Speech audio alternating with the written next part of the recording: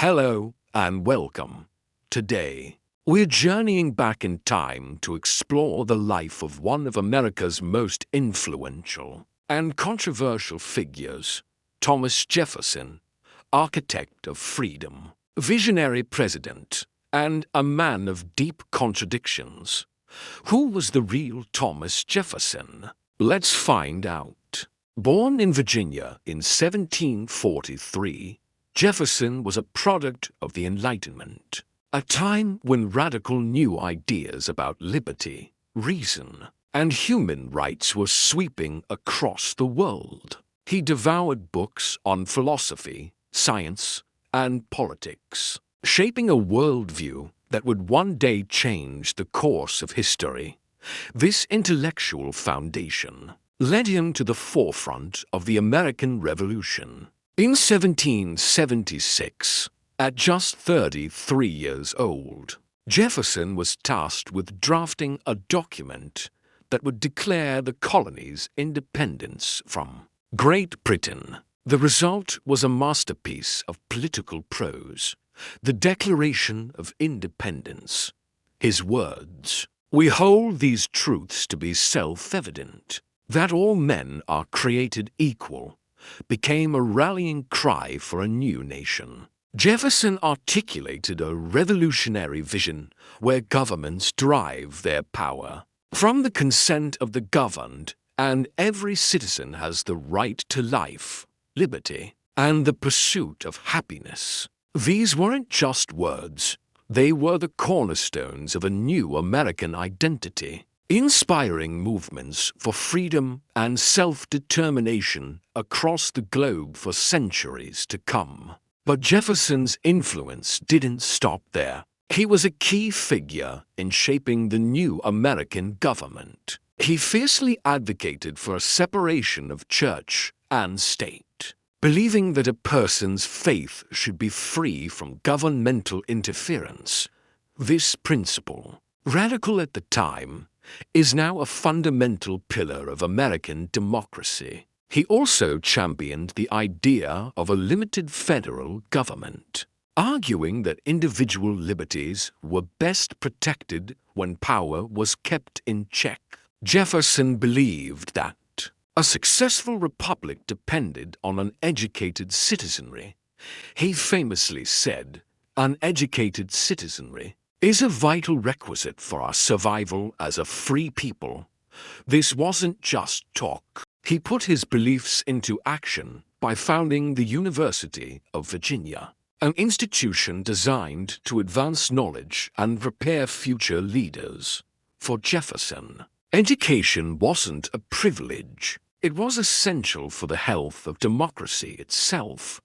In 1801, Jefferson became the third president of the United States. His presidency was marked by a commitment to democratic ideals and a more inclusive style of government. He oversaw the first peaceful transfer of power between opposing political parties in U.S. history, setting a crucial precedent for the stability of the young republic. Perhaps his most famous presidential act was the Louisiana Purchase in 1803.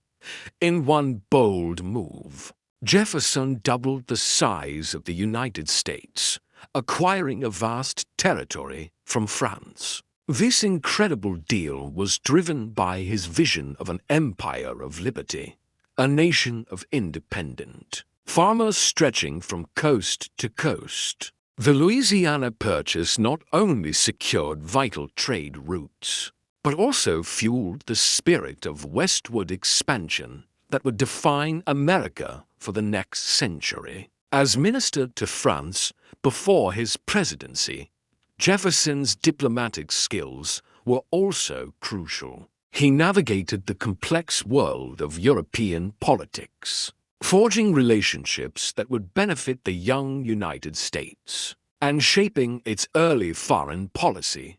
However, to truly understand Thomas Jefferson, we must confront the great paradox of his life. How could the man who wrote "all men are created equal" be a slave owner This is the most challenging and debated aspect of his legacy. Throughout his life, Jefferson owned over 600 enslaved people. His magnificent home, Monticello, which he designed himself, was built and maintained by their labor.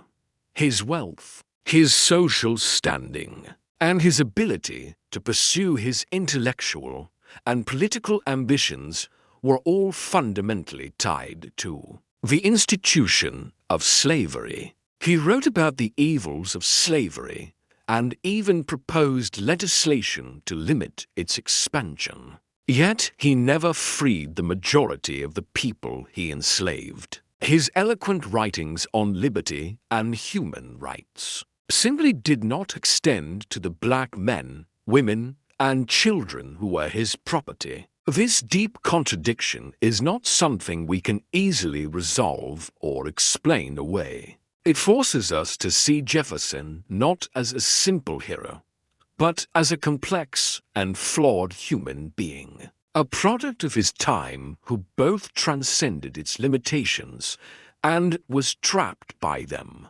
Scholars and citizens continue to wrestle with this difficult truth. The architect of American freedom was simultaneously a participant in its greatest betrayal of that freedom.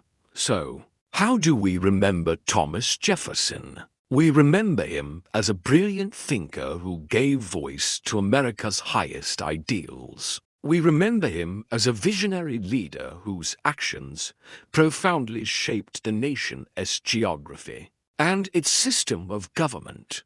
His contributions to religious freedom, public education, and democratic principles are undeniable and continue to influence our lives today. But we must also remember the paradox. We must acknowledge the deep hypocrisy that lay at the heart of his life. By examining both the triumphs and the failures of figures like Jefferson, we gain a more honest and complete understanding of our own history. It's a history filled with inspiring ideals and painful contradictions, and it's in grappling with this complexity that we learn the most about who we were and who we strive to be. Thank you so much for joining me on this deep dive into the life of Thomas Jefferson. What are your thoughts on his complex legacy? Let me know in the comments below. If you enjoyed this video, please give it a thumbs up and consider subscribing for more journeys into history. We'll see you in the next one.